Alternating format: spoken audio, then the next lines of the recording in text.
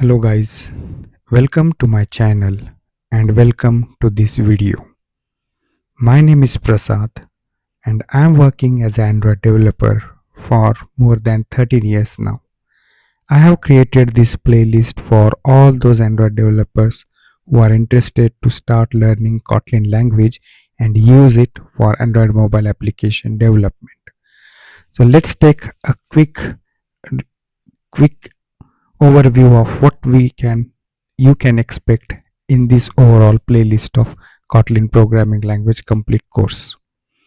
The first chapter I'm going to explain Kotlin basics, where we will discuss introduction to Kotlin, like its history, versions, and then in next point we will discuss about software requirement, how we can run Kotlin program. There are various ways you can use Kotlin Playground, you can use IntelliJ, you can even run Kotlin programs in Android Studio.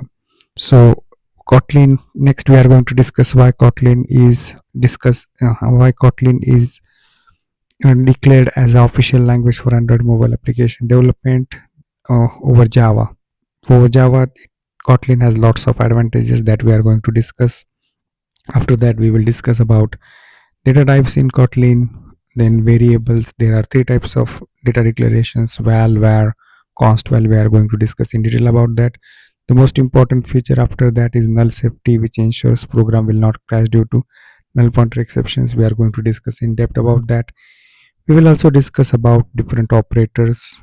Some will be same as that of Java and other programming languages, but there are some new operators as well. Control flow, of course, the syntax wise, Kotlin is a very different language. When you are switching from Java to Kotlin, it can be little painful in terms of understanding the syntaxes, remembering those syntaxes and using it. Initially you will struggle a little bit, but you will get used to it. In Kotlin, control flow is little different, especially for loop is too much different than that of other programming languages. Then we will discuss about that, how to create the array and strings, then packages and imports. Next chapter we are going to discuss about syntax, about the functions, like how to define functions. That there is a specially defined data type in Kotlin, that is unit data type. We also have extension function, which is very useful feature in Kotlin. So we are going to discuss how to define extension function. Kotlin has default value parameters as well, named arguments as well. We are going to discuss that. Kotlin is all about concise language, so it also has a feature of single line expression function. In Kotlin we have variable length functions. Just like Java, we also have Lambda functions in Kotlin. Then in Kotlin, functions can be stored in a variable and passed as a parameter to other functions, and hence we need a data type for functions. So we are going to discuss in depth about how we can create a data type for our functions, and the concept of higher order function, which basically a function which accepts function as a parameter or returns function as a result, or it can be both. Just like other programming language, Kotlin also supports recursion and tail recursion. Tail recursion is somewhat optimization techniques for recursive functions. And inline functions, Kotlin allows us to define inline functions as well. We will discuss in depth about it. After that, we are going to discuss about OOPS concept, how we can create different classes and how we can create the objects. In Kotlin, there are two different types of constructors: primary constructor and secondary constructor. It also has init blocks. It has its own way of uses. Then we also have companion object. Java Kotlin does not support static functions and static members. If you want to declare something similar, we can use Kotlin companion objects. Data classes, as we mentioned, like Kotlin is all about conciseness. Kotlin is a very concise language, so the Pojo classes that we create to store the data, to hold the data, in Kotlin we can create it in a single line easily. We have to write very minimum code as compared to Java. So that's data classes. We are also going to discuss how can we create objects of array of objects. Then about Class properties, there are some important features like Lateinit and Lazy initialization, getters and setters for properties, backing fields and backing properties, which plays very important role in day-to-day programming. There is one more concept, object destructuring, which allows us to break down the object into variables, which will be useful in some cases. Just like other programming languages, we also have enum classes supported in Kotlin. But apart from that, we have singleton class, which is uh, the way of creating a singleton class is very easy as compared to other programming languages in Kotlin. And just like other programming language, Kotlin also support nested classes and inner classes and inline classes. So in this chapter, we are going to discuss all these things in great detail with some practical examples. After that, we will discuss about inheritance. So as I mentioned, Kotlin is little different language in terms of syntaxes. So there will be some differences between the way we inherit classes in Java and the way we are inheriting in Kotlin. So we have to use open keyword over here explicitly to define, okay, my class is, I want to make it extendable. Okay, so there are some new features in terms of method overriding and property overriding in Kotlin. Then in Kotlin, we know that there is a primary constructor, secondary constructor, init block, and hence when we create the object of derived class, the initialization order is very important. It is very important to understand the initialization order. In Java, we have object class, which is a parent class of all the classes. Similarly, in Kotlin, we have any class. So we are going to discuss about it. As usual, we also have super keyword in Kotlin. We will discuss about abstract classes, interfaces.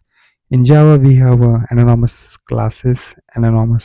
So in Kotlin, it is also supported with the help of object expressions. So we are going to discuss about in detail. Then we have sealed classes, which is very important and very useful feature that Kotlin has, but Java does not have it. Okay, so this was about inheritance. After this, there are some important small topics, but these are important, like visibility modifiers.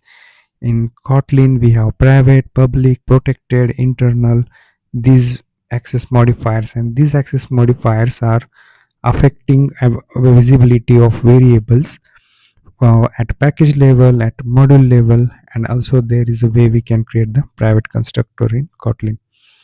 After that, generics, which is going to be a very crucial and important topic. In this, we will discuss how we can create generic methods and classes so that those can be used with any data type. Along with that, in Kotlin, we have some new concepts around generics. Those are using in keyword, out keyword, and where keyword. We are going to discuss and understand it in great detail. Finally, we have another important topic, that is Kotlin collections. In that, we have lists, sets, maps, which is very much similar to Java, but the main point over here is we have two types of collections, mutable and immutable. All right, so we are going to discuss more about that. We are going to discuss how to define, how to create the objects, these different objects, like constructing collections objects, then how we can use iterators to iterate over all these collection items. Ranges and progressions, these are two important collections that we have in Kotlin. We use it very frequently for various reasons, so we are going to discuss it in detail. After that, we are going to discuss about various inbuilt functions which are very useful in day-to-day programming. We are going to discuss those in detail as and when required. After that, some small topics like JVM static, JVM field, JVM overloads. These are used for achieving interoperability with Java programs. So Kotlin is interoperable with Java. It means that we can use Java concepts in Kotlin and Kotlin concepts, Kotlin classes, objects in Java. But at few points, few features are not directly supported, and hence we have to use JVM static, JVM field, JVM overloads. So we are going to discuss it. So in Kotlin, we have extension function, which is not there in Java, but still we can uh, use extension function from Java program. For that, we need to do some small adjustment that we are going to discuss. Last but not least, scope functions. So we are going to discuss all these concepts in this uh, in these upcoming playlist videos. I will try to publish and videos as frequent as possible, and with all the knowledge I have and experience that have. I hope you will enjoy and learn a lot about Kotlin and will be able to use it in your Android application development. Thanks for watching. See you in the next video.